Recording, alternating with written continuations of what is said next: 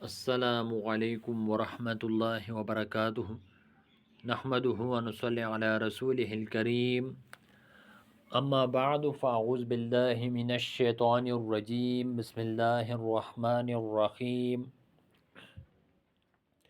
احل لکم صید البحر احل حلال کیا گیا ہے لکم تمہارے لیے صید البحر سمندر کا شکار وطعامہ اور کھانا اس کا متاعن فائدہ مند ہے لکم تمہارے لیے وللسیارۃ اور قافلے کے لیے وحرم اور حرام کیا گیا علیکم تم پر صید البر خشکی کا شکار ما دم تم جب تک ہو تم حرما احرام میں ہو واتقوا اللہ اور ڈرو اللہ سے الذی وہ جو الیہ اسی کی طرف تحشرون تم اکٹھے کیے جاؤ گے۔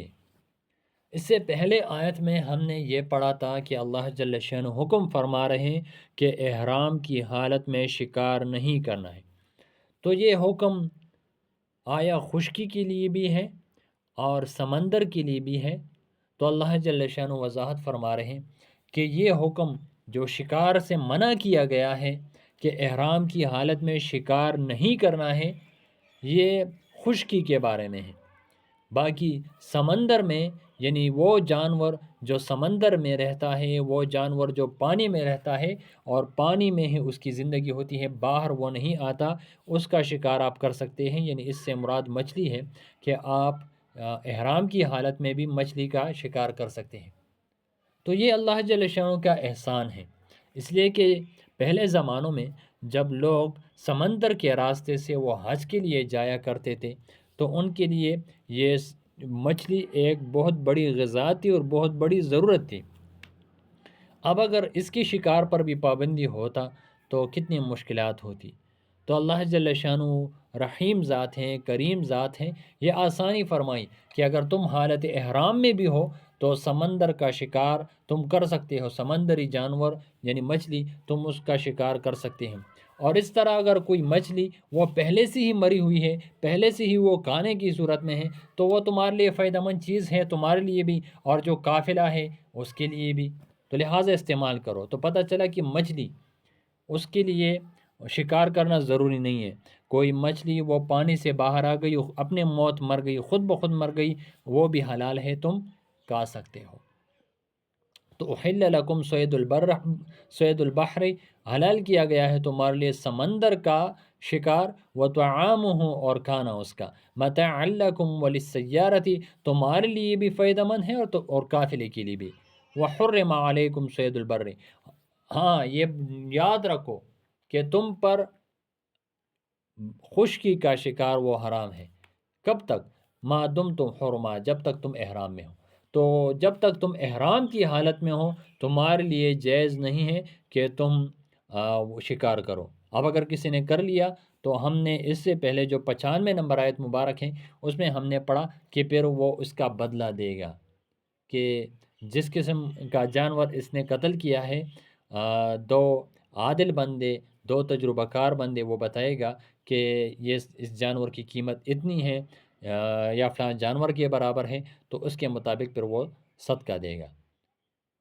تو جب تک حالت احرام میں ہو تم شکار نہیں کر سکتے۔ وحرم علیکم صید البر، اور تم پر خشکی کا شکار حرام کر دیا گیا ہے ما دم تم حرما، جب تک تم احرام کی حالت میں ہو۔ واتقوا اللہ، اور ڈرو اللہ سے۔ یعنی اللہ کے ہر حکم میں چاہے تمہیں کوئی دنیاوی فائدہ نظر آتا ہے یا نہیں آتا، بس یہ جان لو کہ یہ اللہ کا حکم ہے تو اس کو پورا کرو، اللہ سے ڈرو۔ کیوں؟ الذی الیہ تحشرون، اللہ وہ ذات ہے جس کی طرف تم اکٹھے کیے جاؤ گے۔